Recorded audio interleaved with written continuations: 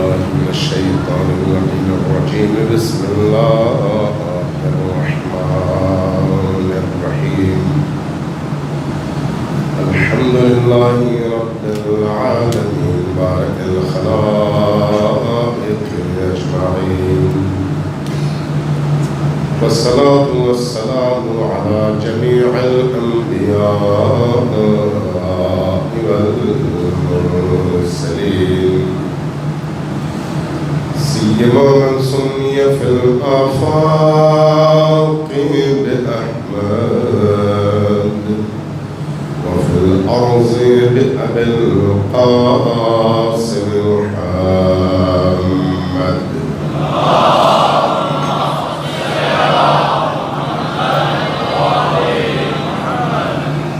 والصلاة والسلام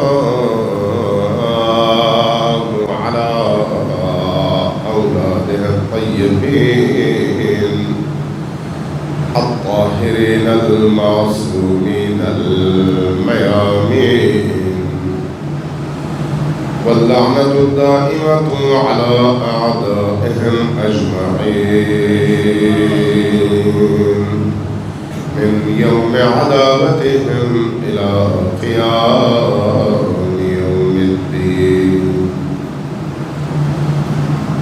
أما بعد، فقد قال رسول الله صلى الله عليه وآله وسلم: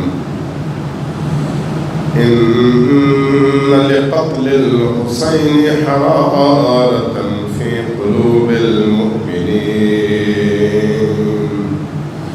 لا تبرد أبدا. صلوات الله.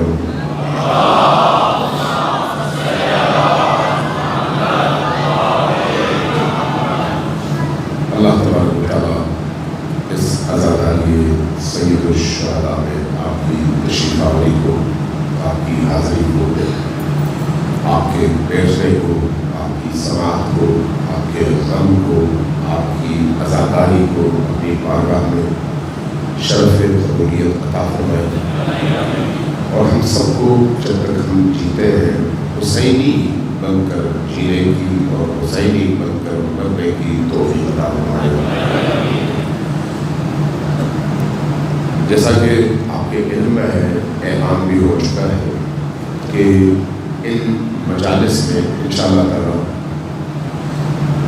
مکتب امام حسین علیہ السلام کے تربیتی پہلوؤں کو سامنے رکھتے ہوئے ان راتوں میں کچھ نہ کچھ آپ کی خدمت میں عرض کرنے کی کوشش کروں گا، اس نیت کے ساتھ بھی اور اس خواہش کے ساتھ بھی کہ اللہ تبارک و تعالیٰ جو کچھ ہم بولتے ہیں اور جو کچھ ہم سنتے ہیں اس کو اپنی روح میں اتارنے اور خود کو حقیقی معنوں میں اہل البیت کا خادم بنانے کی توفیق عطا فرمائے۔ جو اہل البیت ہیں، اللہ تبارک و تعالیٰ نے عالم بشریت یعنی عالم انسانیت پر جو سب سے بڑا احسان کیا ہے، اس احسان کا نام اہل البیت علیہ السلام ہے۔ کائنات میں اللہ کی دی ہوئی نعمتیں بے تحاشا زیادہ ہیں، بے تحاشا۔ ان تعدوا نعمت اللہ لا تحصوها، اگر سارا عالم گننا شروع کر دیں، سارا عالم مل کر، سارے انسان مل کر، اگر تمام زمینوں پر موجود درختوں کو قلم کی صورت دی جائے، اگر تمام سمندروں میں موجود پانیوں کو سیاہی بنا دیا جائے اور کہا جائے کہ اللہ کی نعمتوں کو گن لو، تو قرآن کہتا ہے لا تحصوها، چاہے ساری خلقت مل کر یہ کام کرنا چاہے تو اللہ کی نعمتوں کو گن نہیں سکتی، گن نہیں سکتی۔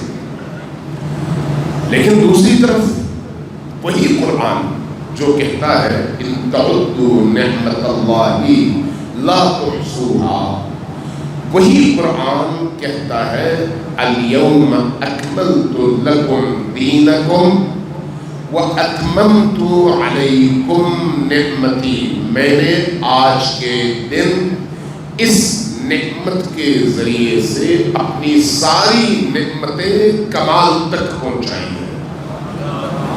ان تمام اللہ کی نعمتیں ایک طرف اور نعمت محمد و آل محمد اور نعمت ولایت محمد و آل محمد ایک طرف۔ اگر یہ نعمت ہے تو تمام نعمتیں ہیں، اگر یہ نعمت نہیں ہے تو پھر تمام نعمتوں کے ہونے کے باوجود انسان اللہ کی اس بنیادی ترین نعمت سے محروم ہے جس نعمت کو نعمت ولایت محمد و آل محمد کہتے ہیں۔ لہذا جب ہم کربلا کا تذکرہ کرتے ہیں تو کربلا صرف ایک قصہ نہیں ہے، کربلا صرف ایک تاریخ نہیں ہے، کربلا صرف ایک واقعہ نہیں ہے، کربلا ایک مکتب ہے، اور وہ بھی ایسا مکتب جو انسان ساز مکتب ہے۔ اس مکتب کی خصوصیت یہ ہے کہ اس مکتب میں داخل ہونے والا انسان ایک مکتبی اور نظریاتی انسان بن کر نکلتا ہے۔ اس لیے اگر کوئی شخص دعویٰ کرے کہ میں حسین کو مانتا ہوں لیکن حسین کے مکتب کی خصوصیات اس شخص کے اندر زندہ نہ ہو سکیں تو سمجھ لیں کہ وہ نام تو لیتا ہے، اندر سے حسین اس کے اندر زندہ نہیں آئے۔ یہ جو مکتب ہے یہ صرف لباس تبدیل کرنے کا نام نہیں ہے، یہ جو مکتب ہے یہ صرف چند دن عزاداری اور غم کا نام نہیں ہے، یہ جو مکتب ہے یہ صرف اور صرف چند دنوں کے لیے آنسو بہانے کا نام نہیں ہے، یہ ایک آئیڈیالوجی ہے، یہ ایک نظریہ ہے۔ اس لیے سب سے اہم چیز یہ ہے کہ ہم مکتب کو پہچانیں کہ مکتب ہے کیا۔ امام حسین علیہ السلام کا یہ جو مکتب ہے یہ انسان کو انسان بنانے کے لیے ہے۔ انسان صرف جسمانی طور پر انسان نہیں ہوگا، جسم کے لحاظ سے بظاہر ایک ہندو، ایک عیسائی، ایک یہودی، ایک بت پرست، ایک لبرل، ایک سیکولر اور ایک پرہیزگار نمازی سب کو لائن میں کھڑا کر دے، جسمانی لحاظ سے وہ کوئی فرق نظر نہیں آئے۔ فرق کہاں پر ہے؟ وہ کون سی چیز ہے جو ایک مشرک سے موحد کو جدا کرتی ہے؟ وہ کون سی چیز ہے جو ایک کافر کی نسبت مسلمان کو جدا کرتی ہے؟ وہ کون سی چیز ہے جو ایک منافق سے مومن کو جدا کرتی ہے؟ وہ کون سی چیز ہے جو اللہ کے بندے اور شیطان کے بندے کے درمیان ایک حد فاصل اور ریڈ لائن کھینچتی ہے؟ جسم تو نہیں ہے، حلیہ نہیں ہے، شکل نہیں ہے، ہاتھ پاؤں نہیں ہے، اعضاء و جوارح نہیں ہے، تو پھر وہ کون سی چیز ہے؟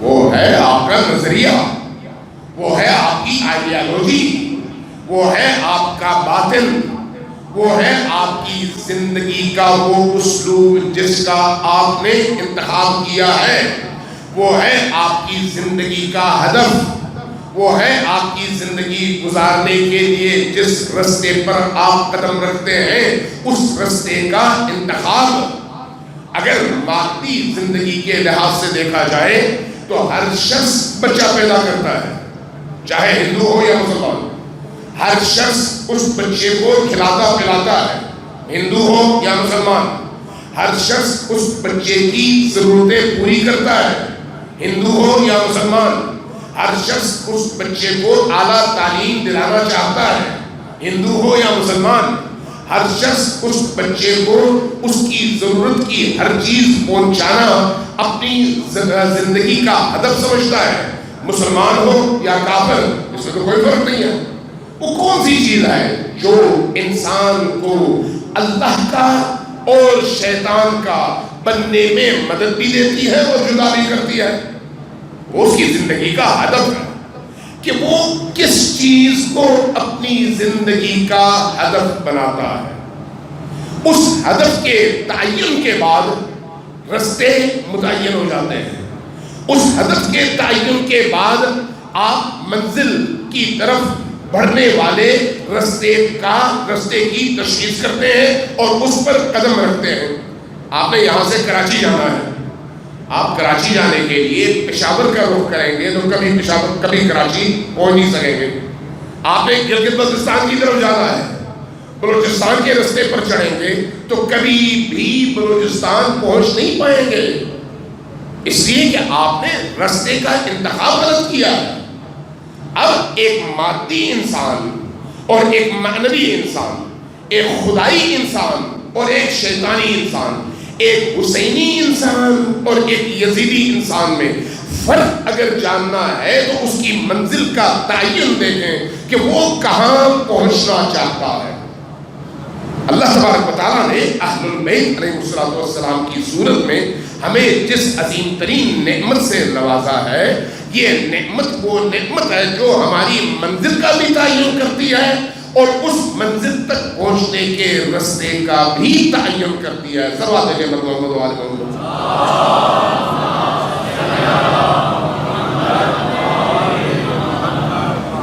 وَعَجِّلْ فَرَجَهُمْ، یہ بھولیے گا نہیں، میں جہاں پر بھی جاتا ہوں کوشش کرتا ہوں کہ یہ بات ہمارے مرد و زن اور پیر و جوان سب کے ذہنوں میں بیٹھ جائے۔ جب آپ صلوات بھیجیں تو صلوات کے ساتھ وَعَجِّلْ فَرَجَهُمْ ضرور کہیں۔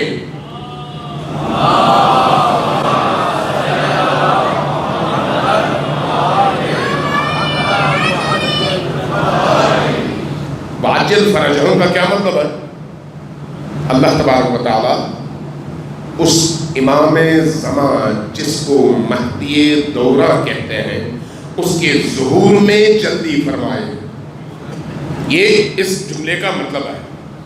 اور صلوات کے ساتھ جوڑتے بھی اسی لیے ہیں کہ درود ہر صورت میں اللہ کی بارگاہ میں قبول ہوتی ہے۔ امام علی مقام حضرت امیر المؤمنین علی ابن ابی طالب علیہ السلام کی نصیحتوں میں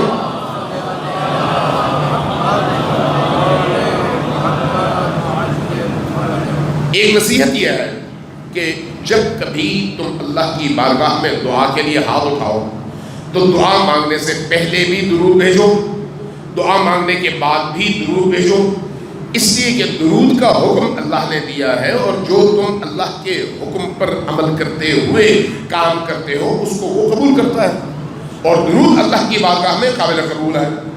لہٰذا اللہ جب دیکھتا ہے کہ اس کا بندہ درود بھیج رہا ہے اور درود کے بعد وہ ایک دعا مانگتا ہے، اس دعا کے بعد دوبارہ درود بھیجتا ہے، تو اللہ ان دو درودوں کو جب قبول کرتا ہے تو درمیان والی دعا کو قبول نہ کرتے ہوئے اللہ کو حیا آتی ہے، لہذا اللہ آپ کی اس دعا کو بھی قبول کرتا ہے۔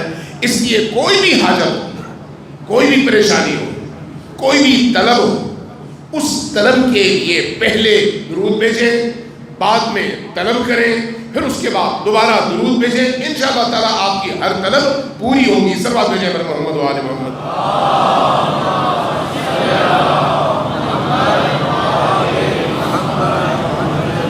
عزیزان اکرام، کیونکہ محرم کی ابتدا ہے، اس لیے میں چاہوں گا کہ ان ایام اور ان راتوں میں انشاءاللہ تعالیٰ ہم ساتھ ساتھ چلیں اور اس منزل تک پہنچنے کی کوشش کریں جس منزل تک پہنچانا محرم الحرام کا ہدف ہے۔ محرم الحرام کا ہدف کیا ہے؟ محرم الحرام کے اندر کیپیسٹی کیا ہے؟ عزاداری سید الشہداء آیا صرف غم ہے یا ایک مقصد ہے، ہدف ہے یا پھر چند روزہ مشغلہ ہے؟ اس چیز پر غور کرنے کی ضرورت ہے۔ اب دیکھیے، اگر آپ کا کوئی عزیز دنیا سے چلا جائے تو غم منانا آپ کی فطری ایک خواہش ہے، آپ کی فطرت آپ کو مجبور کرتی ہے کہ آپ غم منائیں۔ اس لیے یہ جو غم حسین ہے اگر حسین ابن علی ہمارے کچھ لگتے ہیں تو پھر ان کا غم بھی ہمارا اپنا غم لگتا ہے. اگر وہ ہمارے کچھ نہیں لگتے نعوذ باللہ تو پھر ان کا غم بھی ہمارا غم نہیں ہے. فطرت ہے یہ. اس لیے اگر کسی کے دل میں حسین ابن علی کی محبت ہے، ان کا درد ہے، ان سے اٹیچمنٹ ہے، ان سے فکری وابستگی ہے، تو اس کا تقاضا یہ ہے کہ اس کے اندر ان کی جدائی کے ان ایام میں غم خود بخود پیدا ہو.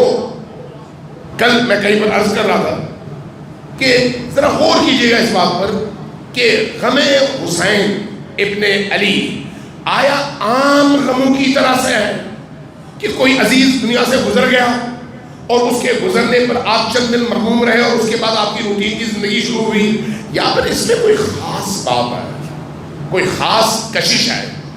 آپ اس بات پر جتنا غور کریں گے آپ خود بخود یہ نتیجہ نکالنے میں کامیاب ہو جائیں گے. چاہے آپ سنی ہو یا شیعہ ہو، چاہے آپ کا مسلک کوئی بھی ہو، لیکن آپ دیکھیں گے کہ کربلا کے واقعے کے بعد سے لے کر اب تک سید الشہداء امام حسین علیہ السلام کے اس غم نے اسلامی معاشرے کے اندر، مسلمان معاشروں کے اندر ایک ایسی روح پیدا کر دیا ہے جو روح اس اسلامی معاشرے کو زندہ رکھنے کا باعث ہے.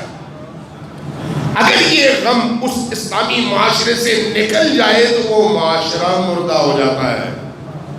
یہ غم زندگی کی علامت ہے، یہ غم حیات کی علامت ہے، یہ غم انسان کو متحرک کرنے کا ذریعہ ہے. یہ غم انسان کے اندر ایک تلاطم، ایک تڑپ پیدا کرنے کا ذریعہ ہے. یہ غم انسان کو غفلت کی اس نیند سے نکال کر بیداری کی دنیا میں کھڑا کرنے کا ذریعہ ہے. یہ غم انسان کو باقی تمام مخلوقات کے حوالے سے درد مند انسان بنانے کا ذریعہ ہے. اگر یہ غم نہ ہو تو انسان حیوان ہے. حیوان کو کوئی غرض نہیں ہے کہ ساتھ والے حیوان پر کیا مصیبت ٹوٹتی ہے، اس کو صرف اپنی فکر ہوتی ہے. لیکن جس کے دل میں غم حسین ہو وہ دوسرے انسانوں کے درد اور غم کو اپنا درد اور اپنا غم سمجھنے پر مجبور ہے. اس لیے کہ حسین ابن علی کا جو قیام ہے وہ قیام اس لیے ہے کہ حسین زندہ نہ رہے بلکہ انسانیت زندہ ہو جائے. اس لیے آپ غور کریں امام حسین علیہ السلام کے قیام کے اسباب اور علم پر، تو آپ اس نتیجے پر پہنچتے ہیں کہ امام حسین علیہ السلام نے جس مقصد کے لیے کربلا کو زندہ کیا ہے وہ مقصد انسانیت کا احیاء ہے. انسانیت کا احیاء، انسان کو زندہ کرنا ہے. اس انسان کو کیسے زندہ کرنا ہے؟ اس کے شعور کو زندہ کر کے، اس کی عقل کو زندہ کر کے، اس کی سطح فکری میں اضافہ کر کے، اس کو انسانی اقدار سے آشنا کر کے، اس کو الہی اقدار سے آشنا کر کے، اس کو حیوانی زندگی سے باہر نکال کر، اس کو خود پرستی سے باہر نکال کر اور خدا پرستی کے دائرے میں داخل کر کے. آپ ذرا غور کیجئے، ایک دفعہ صلوات بھیجئے محمد و آل محمد.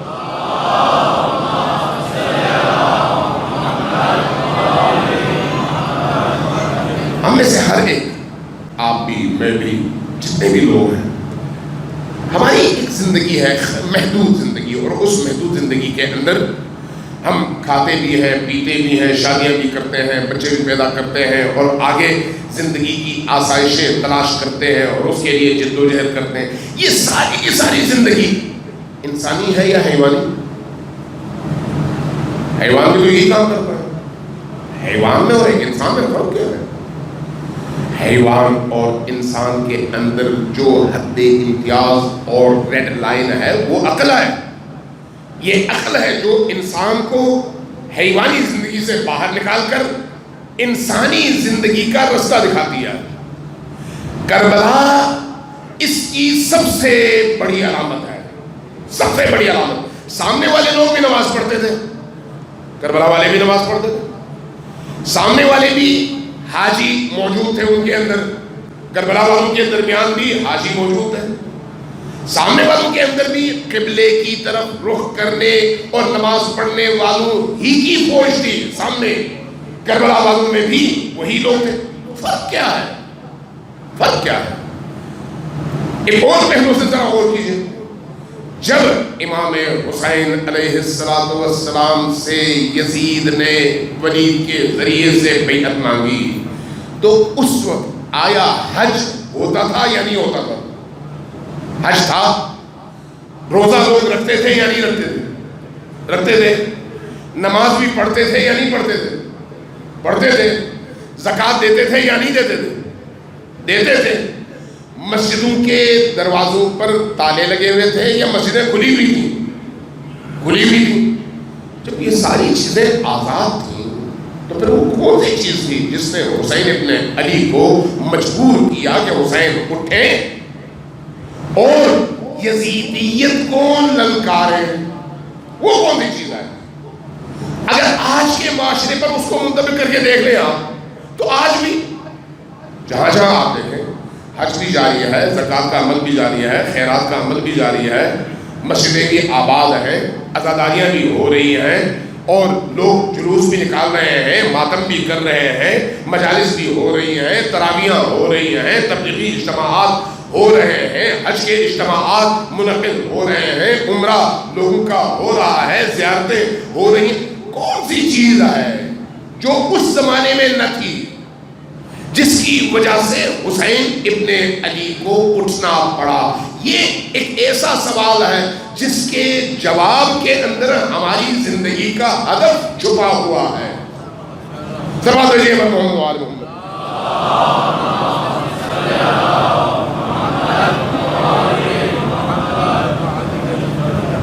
واجل فرجوں کو آپ پھر بول گئے۔ اپنے زمانے کے امام کے ظہور کی دعا کو اپنی زندگی کا ورد زبان بنائیے۔ ایک دعا پھر مل کر سب اونچی آواز سے سبحان اللہ۔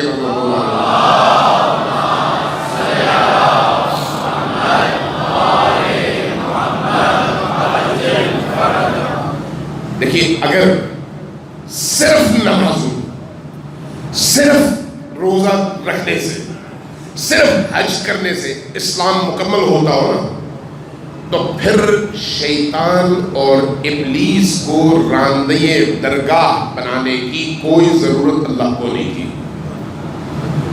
شیطان بہت بڑا عابد تھا، صرف یہ جو عبادت کے ظواہر ہیں یہ کافی نہیں ہوتے، صرف یہ سیاہ لباس پہننا کافی نہیں ہوتا، صرف نماز کی پہلی صف میں کھڑے ہونا کافی نہیں ہوتا، صرف حج کے لیے جانا یا زیارت کے لیے جانا کافی نہیں ہوتا، صرف امام کے پہلوں میں، رسول کے پہلوں میں، کعبۃ اللہ کے ارد گرد دفن ہونا کافی نہیں ہوتا۔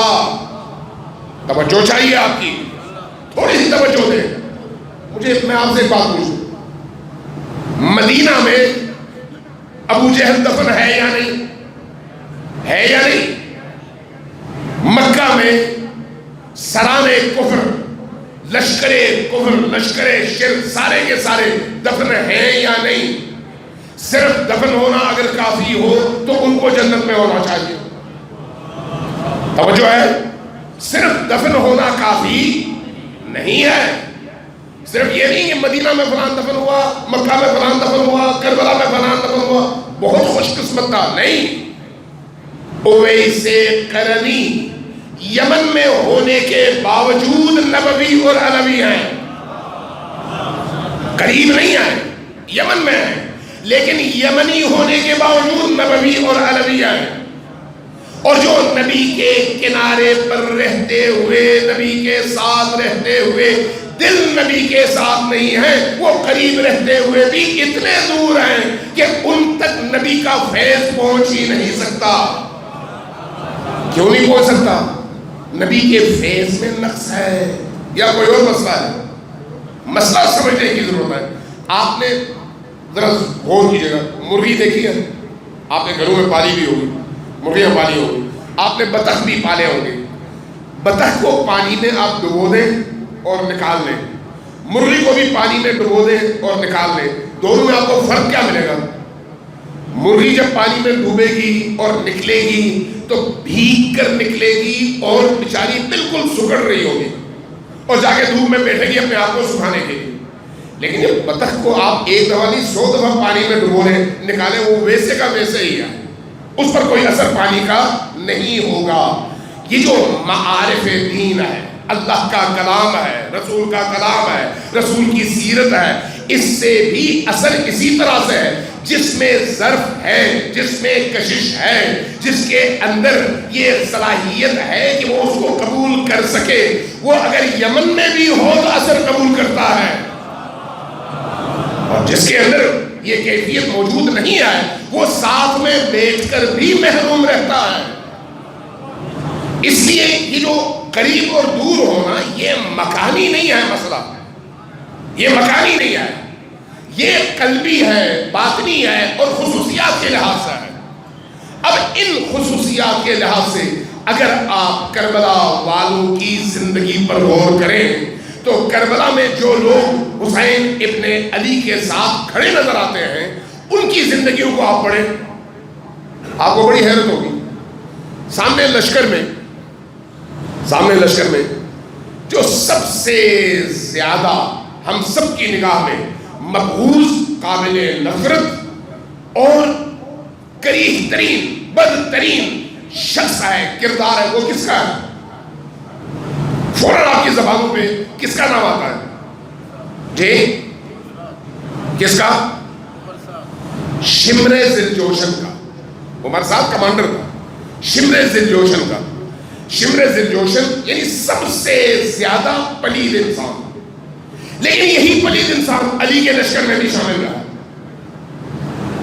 علی کے لشکر میں ہونے کا مطلب یہ نہیں ہے کہ وہ علوی ہے، اسی طرح جس طرح سے نبی کے لشکر میں ہونے کا مطلب یہ نہیں ہے کہ وہ نبوی ہے. ہر شخص کا ذاتی عمل، اس کی عاقبت، اس کی روح، اس کے اندر موجود ایمان اس بات کو ثابت کرتی ہے آخری وقت میں کہ وہ آیا نبوی تھا یا شیطانی تھا، علوی تھا یا ابلیسی تھا. ساتھ میں ہونا کافی نہیں ہے. ہو سکتا ہے وہ ساتھ میں ہو لیکن ساتھ میں نہ ہو. وہ ہو سکتا ہے آپ کے ساتھ ایک عرصہ رہے، آخری وقت میں آپ کا دشمن بن جائے. عبید اللہ ابن حر جوفی ایک کردار ہے تاریخ کا، امیر المومنین کے ساتھیوں میں سے، امیر المومنین کے ساتھیوں میں سے. بڑی جنگوں میں اس نے حصہ لیا، بڑی جنگوں میں حصہ لیا، امیر المومنین کے ساتھ رہا. آخر میں بڑا پیسہ کمایا، دولت مند ہو گیا، بڑی جاگیریں بنائی. جب حسین ابن علی علیہ السلام نے مدینہ سے رخ کیا مکہ کا اور مکہ سے رخ کیا عراق کا، رستے میں کہیں پر ان کو اطلاع ملی کہ فلان باغ جو سامنے ہے یہ عبید اللہ ابن حر جوفی کی ہے، جوفی کا باغ ہے. سن کر وہاں پر جا کے پڑاؤ ڈالا، خود گھوڑے سے اترے، اندر گئے. آپ سب کی توجہ کے لیے کہہ رہا ہوں کہ ہم کب ثابت کر سکتے ہیں کہ ہم واقعی علوی ہیں؟ کب ثابت کر سکتے ہیں ہم واقعی مولائی ہیں؟ دعویٰ اور عمل، میدان اور حجرہ دو الگ الگ چیزیں ہیں. مکتب کربلا نے ثابت کیا ہے کہ جو اس مکتب میں داخل ہوا وہ حقیقتاً حسینی تھا، اور جو قریب سے گزر گیا وہ اپنے تمام تر ماضی کے نیک اعمال کے باوجود حسینیت سے پیچھے رہ گیا. جو پیچھے رہ گیا وہ ہمیشہ گمراہ ہے، جو آگے نکل گیا وہ بھی گمراہ ہے. حسین کا ساتھ دینے کے لیے لازم ہے کہ زندگی کے آخری لمحے تک آپ میدان میں کھڑے نظر آئیں، آخری لمحے تک. کربلا اور محرم اس پریکٹس کا ذریعہ ہے. امام حسین علیہ السلام نے پڑاؤ ڈالا، پڑاؤ ڈالنے کے بعد اندر تشریف لے گئے. جب عبید اللہ ابن حر جعفی کو خبر ملی کہ حسین ابن علی تشریف لائے، ننگے پاؤں بھاگا، آیا، استقبال کیا، قدموں پہ گرا، مولا آپ تشریف لائے، مجھے حکم دیتے، میں حاضر ہو جاتا۔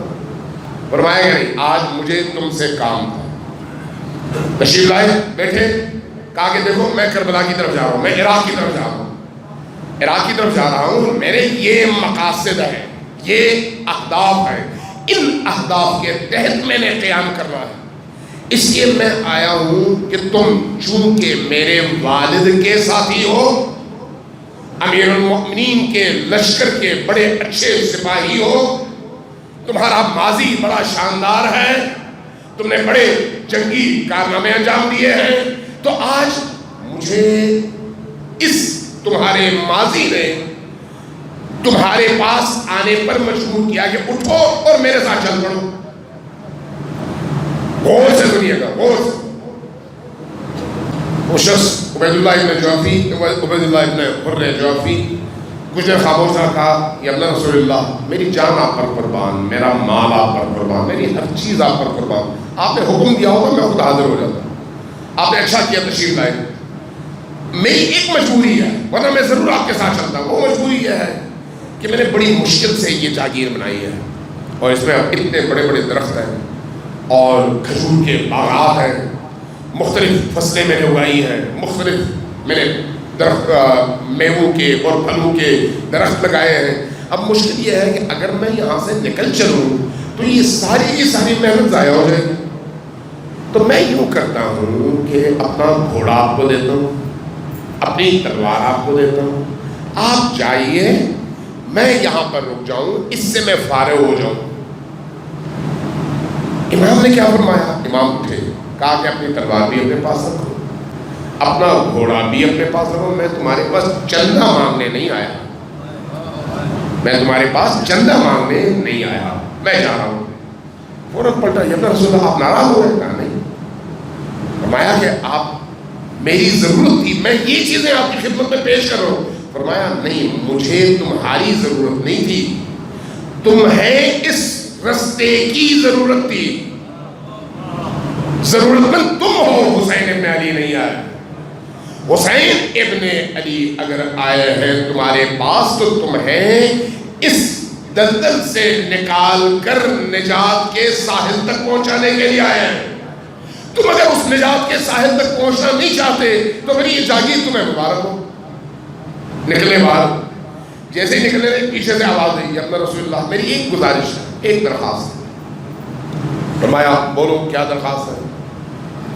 عرض کیا کہ میں نے یہ جب سے یہ فصلیں اگائی ہیں، میں نے یہاں پر مختلف کنویں کھودے ہیں، کنویں، اور ان کنووں سے پانی نکالا ہے، لیکن اب تک جتنے بھی کنویں کھودے ہیں وہ سارے کے سارے نمکین ہیں، پانی ان کا میٹھا نہیں ہے۔ آپ تو اللہ کے رسول کے فرزند ہیں، ولی خدا ہیں، زمین پر اللہ کی حجت ہے، یہ ساری باتیں وہ جانتا ہے، یہ یاد رکھیے، یہ یاد رکھیے، یہ ساری باتیں وہ جانتا ہے، ناآگاہ نہیں ہے، جاہل نہیں ہے، جانتا ہے کہ میں کس سے مخاطب ہوں، جانتا ہے کہ ان کا مقام کیا ہے۔ عرض کرتا ہے کہ آپ اس مقام کے حامل ہیں، تو اس لیے میں چاہتا ہوں کہ میرے یہ پانی کے کنویں جو ہیں میٹھے ہو جائیں، تو آپ لطف فرمائیے، مہربانی فرمائیے، کوئی ایسا کام کیجیے جس سے یہ پانی میٹھا ہو۔ فرماتے ہیں مجھے لے چلو کنویں تک، کنویں کے قریب جاتے ہیں، ڈول سے پانی نکالتا ہے، سامنے لاتا ہے، آپ اپنا لعاب دہن، تھوک جس کو ہم کہتے ہیں، لعاب دہن، لعاب دہن اس پانی میں ڈالتے ہیں، ڈالنے کے بعد کہتے ہیں انڈیل دو، انڈیل دیتے ہیں، فرماتے ہیں جاؤ تمہارے کنویں کا پانی میٹھا ہو گیا۔ عزیزان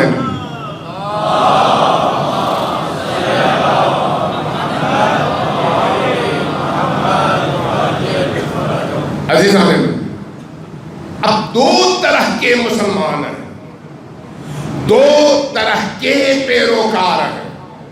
ایک وہ مسلمان ہیں جو صرف لینے کی حد تک ساتھ ہیں، اور جب دینے کی باری آئے تو اپنا راستہ الگ کر لیتے ہیں۔ ایک وہ پیروکار ہیں جو مصیبت کے وقت اپنی جان بچاتے ہیں، چاہے اس کی قیمت میں نبی کے اپنے فرزندوں کی جان جاتی ہے، نبی سے عشق اور نبی کی اولاد سے عشق کا جو رستہ ہے وہ رستہ ایسا ہے کہ جب تک آپ اپنی ہستی، اپنا وجود، اپنی خواہش، اپنی تمنائیں، اپنی زندگی کے اہداف اس ہستی پر قربان کرنے کے لیے خود کو اندر سے تیار نہ کر پائیں، آپ اور میں چاہے لاکھ کہیں کہ ہم ان کے ماننے والے ہیں، ہم اس مقام تک پہنچ ہی نہیں سکتے۔ اس کا مطلب کیا یہ ہے کہ وہ ہمیں عطا نہیں کرتے؟ نہیں، اس کا مطلب یہ نہیں ہے۔ وہ سورج کی طرح سے ہے، سورج کی طرح سے۔ سورج کیا کرتا ہے؟ اپنی روشنی زمین میں موجود ہر چیز تک پہنچاتا ہے۔ اب اگر گندگی پر وہ روشنی پڑتی ہے تو اس کا اثر منفی ہے، پاکیزگی تک پہنچتی ہے تو اس کا اثر منفی ہے۔ بارش کے قطرے جب لہلہاتی فصلوں پر وہ قطرے گرتے ہیں تو فصل نکھر آتی ہے، جب کسی کثافت پر وہ قطرے پڑتے ہیں تو بدبو اٹھتی ہے۔ یہ ہم ہیں جو معین کریں گے کہ ہم پاکیزہ ہیں یا نجس ہیں، ان کی طرف سے فیض عام ہے۔ لہذا جب ان ائمہ کے دامن کو ہم تھامتے ہیں تو ہمارا ان کے دامن کو تھامنا اس لیے اگر ہے کہ وہ ہمیں کچھ عطا کریں تو وہ ضرور عطا ہوگا، وہ ہمیں ضرور عطا کریں گے۔ ان کی عطا کے اس میدان میں وہ ہر ایک کو عطا کرتے ہیں، یہ میرا اپنا مشاہدہ ہے۔ وہ شیعہ سے زیادہ سنی کو عطا کرتے ہیں، سنی سے زیادہ غیر مسلموں کو عطا کرتے ہیں، چونکہ ان کا کام اللہ کی رحمت کو مخلوق تک پہنچانا ہے اور ان کے دلوں کو تسخیر کرنا ہے۔ اس لیے جب میں نے یہ عملی طور پر مشاہدہ کیا ہے کہ ہمارے اہل سنت دوست احباب جب ان ہستیوں کی بارگاہ میں جاتے ہیں اور دعا کرتے ہیں تو ہم لوگوں سے زیادہ جلدی ان کی دعا قبول ہوتی ہے، کیونکہ ان کا کام عطا کرنا ہے۔ لیکن اگر اس کے بعد بھی میں اس ہستی کے دروازے سے متصل نہ رہوں، صرف مانگنے کی حد تک وہاں پر جاؤں، یہ پھر میری بدقسمتی ہے، یہ میری بدقسمتی ہے۔ میرے دوست ہیں، چند سال پہلے یہاں سے ہم نے ایک گروپ زیارات کے لیے بھجوایا، ہم نے خود اہتمام کیا، کافی سارے نوجوان دوست تھے، تقریباً کوئی 27-28 سال سے لے کر 40 سال کے درمیان، اور سارے کے سارے پڑھے ہوئے لکھے ہوئے، کچھ مدارس کے، کچھ یونیورسٹیز کے اچھے عہدوں پر موجود۔ ہم نے ان کو بھیجا امام علی ابن موسیٰ رضا علیہ السلام کی زیارت پر۔ وہ وہاں پر گئے،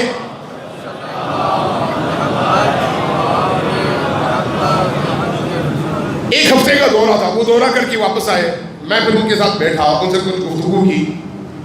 ان میں سے ایک صاحب پکے مولانا تھے، پکے مولانا، کسی مدرسے کے فارغ تحصیل، اب بھی ہم سے رابطے میں۔ میں نے ان سے پوچھا کہ بھئی آپ تو اہل دین ہیں نا، آپ نے تو دین پڑھا ہوا ہے، آپ نے یہاں سے کیا حاصل کیا؟ تو انہوں نے کہا میں اپنا قصہ آپ کو سناؤں۔ میں نے کہا سنائیں۔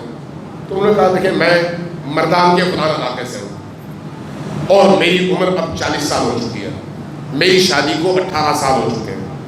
ان 18 سالوں میں مجھے اللہ نے اولاد کی نعمت سے محروم رکھا ہے۔ میں جب مشہد گیا امام رضا علیہ السلام کی بارگاہ میں تو ہم نے ایسا اہتمام کیا تھا کہ ارد گرد کی جو اہل سنت آبادی ہے وہاں پر وہ جائیں، اہل سنت علماء سے ملیں، مدارس میں جائیں، مراکز میں جائیں، ان سے بھی ملیں، شیعہ علماء سے بھی ملیں، تاکہ ذہن کھلے اور پتہ چلے کہ شیعہ سنی مشترک اور مل کر کیسے بھائیوں کی طرح سے رہ سکتے ہیں۔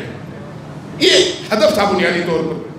تو کہنے لگے میں فلان بڑے جامع میں گیا، ہمارے اہل سنت علماء کے، وہاں پر جب میں ان بڑے عالم اور مفتی صاحب کے بیٹھا، جب ہم نکلنے لگے تو انہوں نے کہا کہ اب آپ لوگوں کا کیا پروگرام ہے؟ میں نے عرض کیا کہ ہم سارا گروپ جو ہے اب جائیں گے امام علی ابن موسیٰ رضا علیہ السلام کی بارگاہ میں۔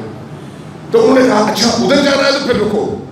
مجھے کہا کہ یہ سامنے جو لائبریری میں الماری میں کتابیں پڑھی ہوئی ہیں، ان میں سے فلان کتاب ابن حبان کی کتابوں کا ایک مجموعہ ہے کئی جلدوں میں، صحیح ہے یہ ابن حبان، کہا کہ اس کی 4تھی جلد نکال دو۔ میں نے 4تھی جلد نکال کے لے کے آیا تو انہوں نے ایک صفحہ کھولا، کہا کہ یہ پڑھو۔ میں نے وہ پڑھا تو وہاں پر ابن حبان نے یہ نقل کیا تھا کہ ماضی بعید سے لے کر اب تک ہمارے علماء کی یہ روش رہی ہے، اور میں بھی اس پر عمل کرتا ہوں کہ جب کبھی مجھے کوئی مشکل پیش آتی ہے، جب کبھی میں کسی اضطراب کا شکار ہوتا ہوں، جب کبھی میری زندگی میں الٹا سیدھا یا اکھاڑ پچھاڑ شروع ہو جاتا ہے، میں فوراً اپنے علاقے سے اٹھ کر دوس جاتا ہوں امام علی ابن موسیٰ الرضا علیہ السلام کے قدموں پر. وہاں پر جا کر میں زیارت کرتا ہوں، نماز پڑھتا ہوں، قرآن پڑھتا ہوں، اور پھر ان سے کہتا ہوں کہ اللہ سے مجھے لے کر دیں، میری یہ آرزو ہے، میری یہ مشکل ہے. اور جب کبھی میں گیا ہوں، میری آرزو پوری ہوئی، میری دعا قبول ہوئی، اور قبولیت دعا کے بعد میں واپس اپنے علاقے میں آیا ہوں. کہہ رہے ہیں جب میں نے ابن حبان کی یہ بات پڑھی تو میرے اندر ایک تلاطم برپا ہوا، اور اس تلاطم کے نتیجے میں میں نے کہا کہ ٹھیک ہے، ہم جائیں گے وہاں پر، ایسا ہی کریں گے. اب مجھے کچھ اور دوستوں نے جو اسی گروپ میں تھے مجھے بتایا کہ جب ہم وہاں پر پہنچے، امام رضا علیہ السلام کی بارگاہ میں پہنچے، جب ہم نیچے بیٹھے امام رضا سے مخاطب ہوتے ہوئے، تو کہہ رہے ہیں ہم سارے اہل سنت ہیں، لیکن امام رضا علیہ السلام کے اس حرم کی نورانیت اور معنویت نے ہماری روح کو اس طرح سے جکڑ رکھا تھا کہ 2 گھنٹے ہم بیٹھے رہے اور زاروں قطار روتے رہے. 2 گھنٹے وہ بیان کرنے لگے، 2 گھنٹے بیٹھے رہے اور زاروں قطار روتے رہے. ان میں سے ایک صاحب نے مجھے بتایا کہ وہاں پر جو شیعہ حضرات تھے، شیعہ حضرات زیادہ تھے، کہ وہ ہمیں حیرت سے دیکھتے، ہماری داڑیاں، ہمارا حلیہ اور ہمارا اس طرح سے گریہ کرنا ان کے لیے بڑا عجیب تھا. اب یہ صاحب مولانا کہنے لگے، میں نے وہاں پر امام سے عرض کیا کہ امام صاحب کو چونکہ اپنے مزاج کے تحت بات کرتے ہیں، تو کہنے لگے میں نے امام سے عرض کیا کہ امام صاحب میں آیا ہوں آپ کی بارگاہ میں، تو میں ابن حبان کے وہ جملے پڑھ کے آیا ہوں، تو میں نہیں چاہتا کہ میں یہاں سے خالی ہاتھ لوٹوں، مجھے اولاد کی نعمت چاہیے.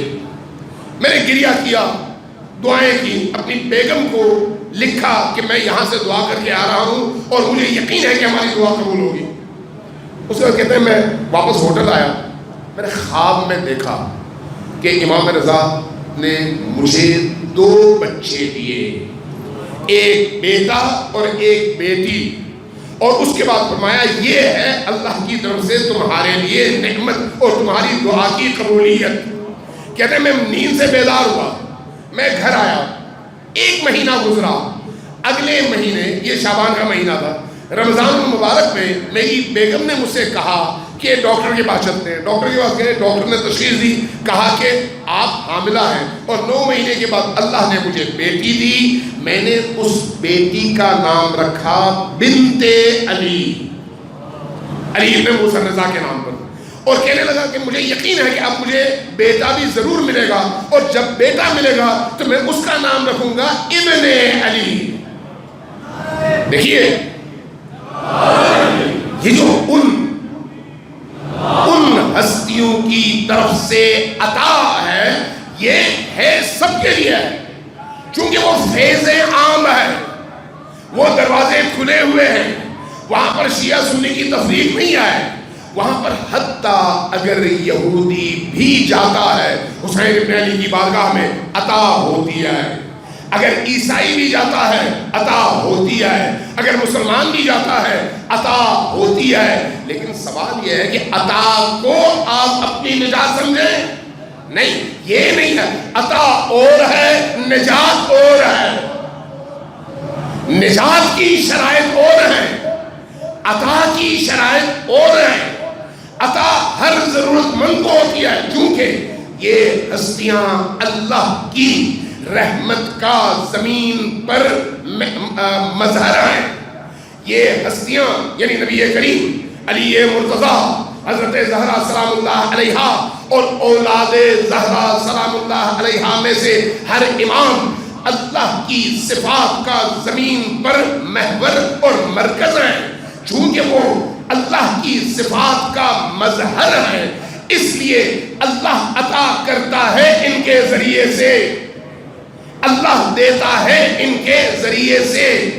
ان کے ذریعے سے صرف آپ کو نہیں دیتا، ان کے ذریعے سے وہ حیوانات کو بھی دیتا ہے، وہ چرندوں پرندوں کو بھی دیتا ہے، وہ سمندر کی مخلوقات کو بھی دیتا ہے، وہ آسمانوں پر اڑنے والے پرندوں کو بھی دیتا ہے، وہ ہر ایک کو دیتا ہے ان کے طفیل، ان کے ذریعے سے، چونکہ وہ خود رحیم ہے، وہ خود رحمان ہے، وہ خود رازق ہے، اس لیے اپنی خلقت کی ضرورت کو بلا شرط عقیدہ وہ پورا کرتا ہے، اور یہ ہستیاں چونکہ اس کی رحمت کا مظہر ہے اس لیے اس سے لیتے بھی ہیں اور مانگنے والوں کو دیتے بھی ہیں۔ لہذا یہ بات ذہن میں رکھیے، آپ کے ہاں انہی عزاداریوں میں بہت سارے ایسے لوگ ہیں جو شریک ہوتے ہیں، شیعہ نہیں ہیں، لیکن آپ کی عزاداری میں آتے ہیں، زلجھنا سے تبرک کرتے ہیں، علم سے تبرک کرتے ہیں، اور علم سے مس ہوتے ہیں، خود علم کے سائے میں اللہ سے دعا مانگتے ہیں، حضرت عباس علمدار کا واسطہ دے کر اللہ سے دعا مانگتے ہیں، ان کی شفاعت طلب کرتے ہیں اور اللہ ان کو عطا کرتا ہے۔ لیکن یہ جو عطا ہے یہ اور چیز ہے، وہ جو نجات ہے وہ اور چیز ہے۔ نجات کے لیے جو شرائط ہیں وہ اور ہیں، عطا کے لیے جو شرائط ہیں وہ اور ہیں۔ لہذا ہمیشہ یاد رکھیے، عطا اس دنیا میں ہے اور نجات اس دنیا میں ہے۔ اس دنیا کی نجات کے لیے یہاں پر خود کو علوی بنانا اور حسینی بنانا ضروری ہے۔ صلوات علیہ محمد و آل محمد۔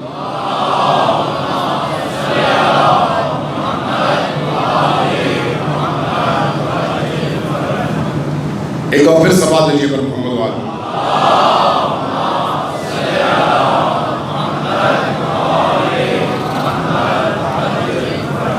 یہ جو امام حسین علیہ السلام کا مکتب ہے نا، مکتب، یہ مکتب اسی محرم اور سفر کے مہینے میں انسانوں تک اس مکتب کا پیغام پہنچتا ہے۔ اس لیے اس مکتب کے پیغام کو پہنچانے کا بہترین ذریعہ آپ کا یہ ممبر اور آپ کے یہ اجتماعات ہیں۔ ان کو جب آپ با مقصد بناتے ہیں، با ہدف بناتے ہیں، تو آپ امام حسین کے قریب تک پہنچتے ہیں۔ لیکن اگر اس کو صرف عزاداری کا ذریعہ بناتے ہیں اور عزاداری کو با مقصد نہیں بناتے تو پھر آپ وقت تو گزارتے ہیں لیکن حسینیت کے قریب تر آنے میں ہمیں بڑی دیر لگتی ہے۔ اس لیے یاد رکھیں، حسینی بننا اتنا آسان نہیں ہے، کربلائی بننا اتنا آسان نہیں ہے۔ کربلائی بننے کے لیے، حسینی بننے کے لیے بہت ساری مشکلات سے خود کو نجات دلانا پڑتا ہے، بہت سارے بتوں کو توڑنا پڑتا ہے، بہت ساری خواہشات کا گلا گھونٹنا پڑتا ہے، بہت ساری تمناؤں کا گلا گھونٹنا پڑتا ہے، بہت ساری اپنی ان آسائشات سے دستبردار ہونا پڑتا ہے۔ عملاً اور گفتگو میں آسمان زمین کا فرق ہے، دونوں میں بڑا فاصلہ ہے۔ لہذا محرم الحرام دین کی حقیقی روح کو انسانوں تک پہنچانے کا بہترین وہ پلیٹ فارم ہے جس کے ذریعے سے آپ تمام بنی نوع آدم کو مخاطب کر سکتے ہیں، صرف شیعوں کو نہیں، صرف سنیوں کو نہیں، صرف بریلوی دیوبندی اہل حدیث کو نہیں۔ اگر ہماری ان مجالس میں حسین بیان ہو جائے، اگر ہماری ان مجالس میں حسین کا پیغام بیان ہو جائے، اگر ہماری ان مجالس میں کردار حسینی بیان ہو جائے، تو آپ یقین جانیں بدترین لوگ بھی اس طرف کھنچتے ہوئے چلے آئیں گے۔ بعض اوقات انسان کو پتہ ہوتا ہے کہ یہ رستہ درست ہے، لیکن خواہش اس رستے پر چلنے سے انسان کو روک دیا ہے۔ ایک چھوٹی سی مثال آپ کے اسی اسلام آباد پنڈی کی ہے۔ کچھ عرصہ پہلے آپ کے لال مسجد کا ایک واقعہ ہوا تھا، یاد ہوگا۔ وہ جو مولوی کا چھوٹا بھائی تھا عبدالرشید، وہ بعد میں مارا گیا۔ مرنے سے ایک دن پہلے اس نے اخبارات کو ایک بیان بھیجا، اور اس میں اس کا جو پیک کا بند تھا وہ یہ تھا کہ ہم نے فیصلہ کیا ہے کہ کربلا برپا کر کے حسین ابن علی کی طرح سے جام شہادت نوش کریں.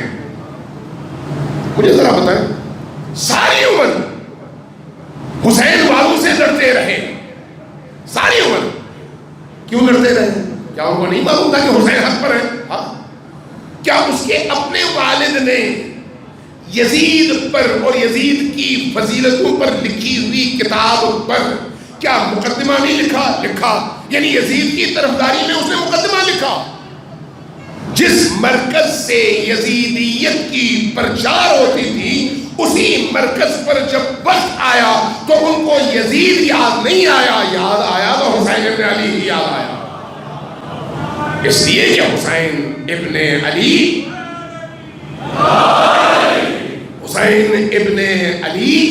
حق ہیں، روشنی ہیں، ہدایت ہیں، نجات ہیں، بلندی ہیں، سچائی ہیں، ویلیو ہیں اور اللہ کی مشیت کا چہرہ ہے. اسے کوئی شخص چاہے جتنا بھی دور بھاگنا چاہے، اس کی عقل کہتی ہے کہ حق ادھر ہی ہے، حق ادھر ہی ہے. اس لیے یہ عرض کرنا چاہوں گا آپ کو کہ ان ایام اور ان راتوں میں کوشش کریں چند باتوں کی.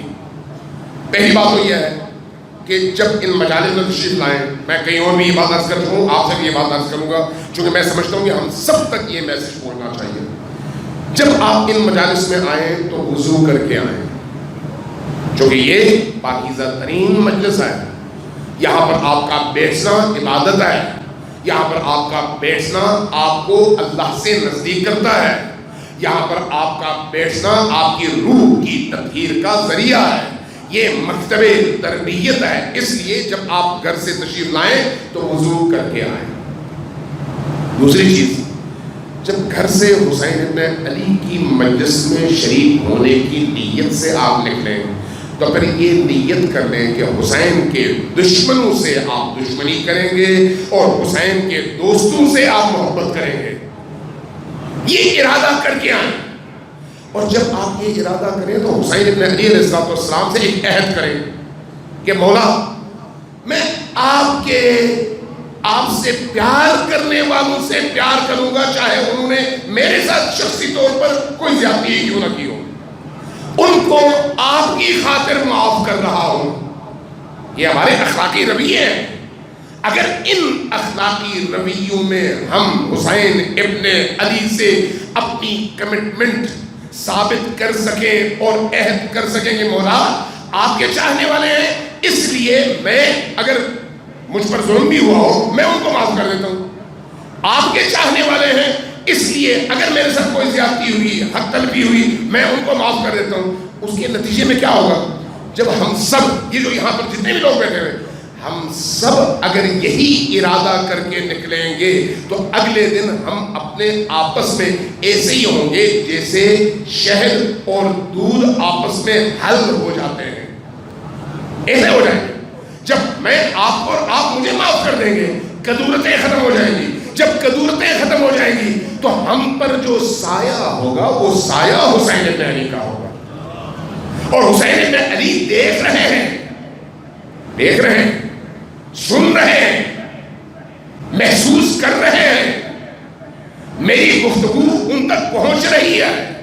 جب پہنچ رہی ہے، اگر یہ میرے دل کی آواز ہے اور دل سے میں یہ بات ان سے کرتا ہوں اور کمٹمنٹ دکھاتا ہوں، کمٹمنٹ، تو اس کا نتیجہ آپ دیکھیں آپ کی زندگی کیسے تبدیل ہوتی ہے. آپ کبھی ان کے لیے اپنی خواہش کا گلا گھونٹ کر دیکھیں.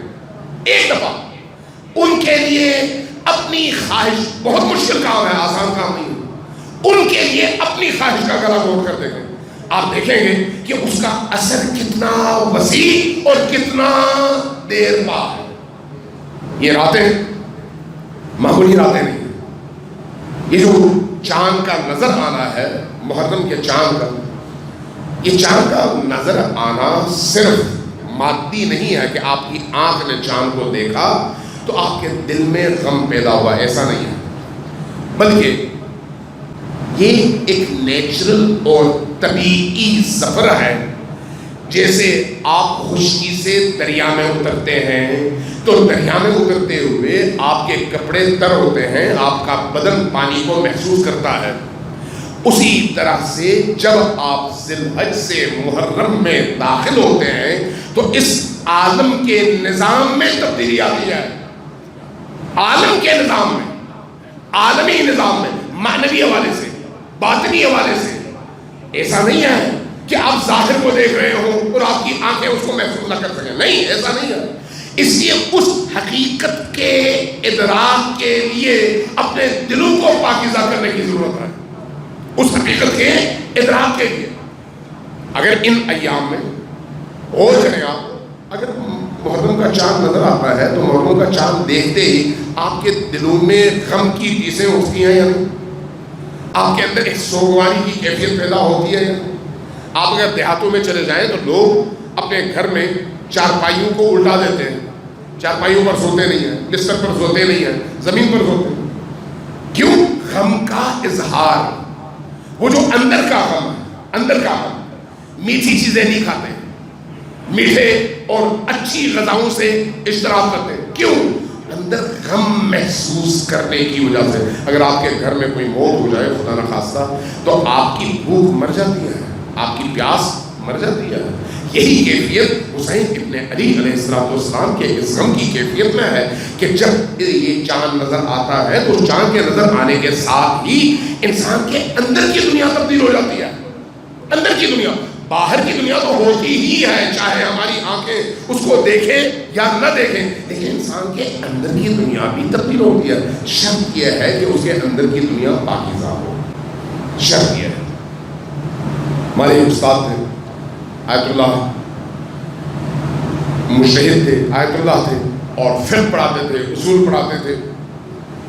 انہوں نے اپنی سوال امنی میں وفات پا گئے، انہوں نے ایک جگہ یہ واقعہ نقل کیا عاشور کے حوالے سے، عاشور کے حوالے سے کہا کہ عاشورہ کا دن تھا، میں گھر سے نکلا، حرم حضرت معصومہ سلام اللہ علیہا میں حاضر ہوا، اور جب حرم میں گیا تو حضرت معصومہ کی بارگاہ میں کافی دیر بیٹھ کر عاشور کے حوالے سے سوگا تھا، رویا، زیارت پڑھی، زیارت عاشورہ پڑھی، زیارت بادشاہ پڑھی، اور اپنے غم کو ہلکا کرنے کے بعد وہاں سے اٹھا، حرم سے باہر نکلا، سامنے قبرستان ہے، اس قبرستان کو شیخان کہتے ہیں، اس کے ارد گرد دکانیں ہیں اور درمیان میں قبرستان، اور اس قبرستان میں بڑے بڑے اولیاء، بڑے بڑے عارف، بڑے بڑے صوفیاء، بڑے بڑے فقہا وہاں پر دفن ہیں، بہت بڑے بڑے لوگ دفن ہیں، چھوٹے لوگ نہیں۔ کہتے میں نے سوچا کہ ان اولیاء کی قبور پر جا کر کچھ دیر بیٹھتا ہوں اور دعا کرتا ہوں۔ کہتے میں جب وہاں پر پہنچا تو وہاں پر میں نے ایک بہت بڑی شخصیت کو دیکھا، وہ کون؟ علامہ محمد حسین طباطبائی، صاحب تفسیر المیزان۔ المیزان شیعہ دنیا میں بھی اور سنی دنیا میں بھی وہ تفسیر ہے جس کی نظیر اس وقت عالم اسلام میں نہیں ہے، اتنی بڑی تفسیر۔ اس کی کبھی اگر موقع ملے تو میں اس کی وضاحت کر دوں، لیکن بہت بڑی تفسیر۔ کہنے لگے صاحب تفسیر، جنہوں نے وہ تفسیر لکھی تھی وہ زندہ تھے اس دور میں، کہنے لگے وہ موجود تھے۔ میں جب ان کے پاس گیا تو میں نے دیکھا وہ کچھ پڑھ رہے ہیں، رو رہے ہیں، لیکن کیفیت ایسی ہے، سر پر ماما نہیں ہے، پاؤں میں جوتے نہیں ہیں، گریبان کھلا ہوا ہے، چونکہ یہ عصر عاشور کا وقت تھا۔ اس کیفیت میں میں نے ان کو دیکھا، میں نے دیکھا وہ کچھ پڑھ رہے ہیں، میں آرام سے زمین پر بیٹھ گیا۔ جب وہ پڑھ کے فارغ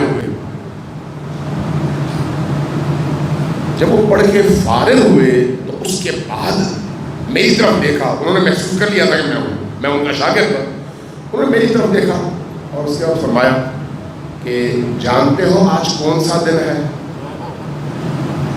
میں نے کہا آپ فرمائیے کہ آج کون سا دن ہے۔ ظاہر وہ یہ تو نہیں پوچھ رہے تھے کہ آج عاشورہ ہے، 10 محرم ہے، 10 محرم کا سب کو پتا، تو کیا پوچھنا چاہ رہے تھے؟ وہ عالم باطن کا پوچھنا چاہ رہے ہیں۔ تمہیں پتا ہے کہ باطن میں، عالم باطن میں کیا اس وقت غوغا ہے، طوفان ہے؟ کہنے لگے، میں نے کہا نہیں آپ بتائیے۔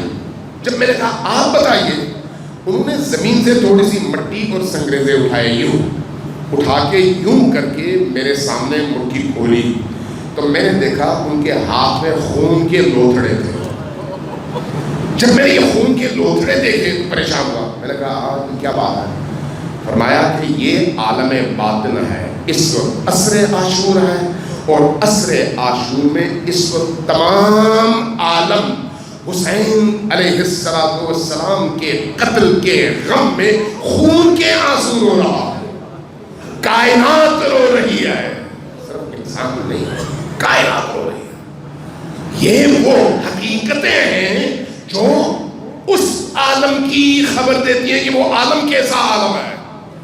اس لیے آپ کے پاس اگر حقیقی خاک شفا ہو جس کا تعلق قبر حسین سے ہے، کربلا نہیں، قبر حسین، قبر حسین کی مٹی، وہ مٹی اگر آپ اٹھا لیں تو میں نے چونکہ خود اپنی آنکھوں سے دیکھا ہے اس لیے یہ گواہی کے ساتھ یہ بات کر رہا ہوں کہ عصر عاشور میں یہ مٹی خون میں تبدیل ہوتی ہے اور باقاعدہ خون بن جاتی ہے عصر عاشور۔ کیوں؟ اس لیے کہ اس عالم سے حسین کا اتنا گہرا تعلق ہے کہ حسین کی خوشی اور سرور عالم کی خوشی اور سرور ہے، اور حسین کا درد اس عالم کا درد ہے، اس عالم کا درد۔ اس لیے یہ ایام صرف رسمی ایام نہیں ہیں، یہ حقیقی معنوں میں گریے کے ایام ہیں، غم کے ایام ہیں، سینہ پھاڑنے کے ایام ہیں، اور اس غم میں سوگوار ہمیشہ رہنے کے ایام ہیں۔ پیک روز عاشور ہے، وہ جو معراج ہے وہ روز عاشور ہے۔ آپ ذرا تصور کریں کہ ان ایام میں کربلا والوں پر کیا گزری ہے، کیا گزری ہے۔ آج یکم لیکن ذرا غور کریں، آج سارے خاندان بنی ہاشم اور آل حسین زندہ بھی ہیں اور باعزت بھی ہیں، با احترام بھی ہیں، لیکن عصر عاشور کیا خبر ہوتی ہے، کس طرح کی کیفیت ہوتی ہے۔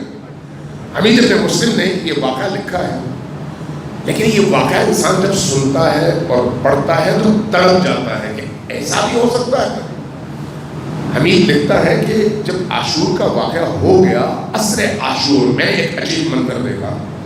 میں نے یہ دیکھا کہ ان اشقیاء نے حسین ابن علی علیہ السلام کے خیموں کو آگ لگا دی، اور جب ایک ایک کر کے یہ خیمے جلنے لگے تو معصوم چھوٹے چھوٹے بچے واہ حسینہ کی ندا بلند کرتے ہوئے صحرائے کربلا میں بکھر گئے۔ جب میں نے ان کو اس طرح سے روتے دیکھا تو میرا دل بڑا تڑپا۔ اچانک میں نے دیکھا کہ ایک خیمہ ہے، وہاں سے اونچے قد کی خاتون باہر آ رہی ہے، پھر دوبارہ خیمے میں جا رہی ہے، پھر باہر آ رہی ہے، پھر اندر جا رہی ہے۔ میں نے پوچھا یہ خاتون کون ہے؟ جواب ملا یہ علی کی بیٹی زینب ہے۔ میں نے پوچھا بھاگتی کیوں نہیں ہے؟ جواب ملا کہ اندر سید الساجدین بیمار پڑے ہیں، ان کو چھوڑ کر جا نہیں سکتے۔ میں نے غور کیا، دیکھا اچانک چند خواتین اندر داخل ہوئی۔ اس زینب کبریٰ اور شیر خدا کی بیٹی نے اپنے اس بڑھاپے کے باوجود اپنے اس بھتیجے کو کندھوں پر اٹھایا اور باقی خواتین نے مدد دی۔ خیمے سے باہر آئی، جیسے ہی خیمے سے باہر آئی اس خیمے تک آگ پہنچ گئی۔ اب اچانک میں نے دیکھا ایک بچی نکلی ہے لیکن اس کے دامن پر آگ لگی ہوئی ہے۔ اس کے دامن کی آگ دیکھ کر میں بڑا پریشان ہوا، میں بھاگا تاکہ دامن کی آگ بجھا سکوں۔ جب میں آگے آیا تو بچی نے مجھے دیکھا اور تڑپ کر بھاگی۔ جب بھاگی میں آگے سے گیا، بچی کو روکا، اس کے دامن کی آگ بجھائی۔ جیسے ہی میں نے دامن کی آگ بجھائی تو بچی نے میری طرف ایک ایسی نگاہ دوڑائی گویا کہہ رہی ہو کہ کربلا میں اب تک جتنے بھی لوگ آئے وہ یا لوٹنے والے تھے یا جلانے والے تھے یا مارنے والے تھے، تم پہلے شخص ہو جو آگ بجھانے کے لیے آئے ہو۔ میں نے پوچھا بیٹی تم کون ہو؟ کہا مجھ سے پوچھتے ہو میں کون ہوں، مجھے نہیں پہچانا؟ میں نے کہا نہیں۔ کہا کہ میں حسین کی بیٹی سکینہ ہوں۔ میں نے پوچھا بیٹی تو تم اس عالم میں کہاں دوڑ کر جا رہی تھی؟ کہا کہ ان ظالموں نے اتنے ظلم کیے کہ میں جان بچا رہی تھی، آگ لگ گئی۔ کہا اچھا یہ تمہارے کندھے زخمی ہیں، تمہارے کان کی لوٹ پھٹی ہوئی ہے، سر پر زخم ہے، اس کی وجہ کیا ہے؟ کہا کہ میرے کان کی لوٹ اس لیے پھٹی ہوئی ہے کہ ان ظالموں نے اتنے زور سے بالیاں کھینچی کہ میرے کان کی لوٹ پھٹ گئی۔ میں نے پوچھا کندھے زخمی ہیں؟ کہا کہ میرا مکھنا چھیننے کے لیے جب انہوں نے نیزے چلائے تو اس سے میرے کندھے زخمی ہو گئے۔ میں نے پوچھا بیٹی تمہارے رخسار سیاہ ہو گئے ہیں، اس کی وجہ کیا ہے؟ جواب میں فرمایا کہ ان ظالموں نے اتنے تماچے مارے کہ رخسار سیاہ ہو گئے۔ میں نے پوچھا بیٹی مجھے بتاؤ میں تمہاری کیا خدمت کروں، کوئی ایسا کام بتاؤ جو میں کر سکوں اور جس سے تمہارا دل خوش ہو۔ کہا مجھے ذرا نجف کا رستہ بتاؤ۔ نجف کا رستہ پوچھ کر کیا کرو گی؟ نجف میں میرے جد امجد علی ابن ابی طالب دفن ہے، میں جاؤں گی ان سے شکایت کروں گی، بابا جان دیکھیے آپ کی اس امت نے اور ان مسلمانوں نے آپ کی بیٹیوں کے ساتھ کیا سلوک کیا۔ اِنَّا لِلَّهِ وَإِنَّا إِلَيْهِ رَاجِعُونَ وَسَيَعْلَمُ الَّذِينَ ظَلَمُوا أَيَّ مُنقَلِبٍ يَنقَلِبُونَ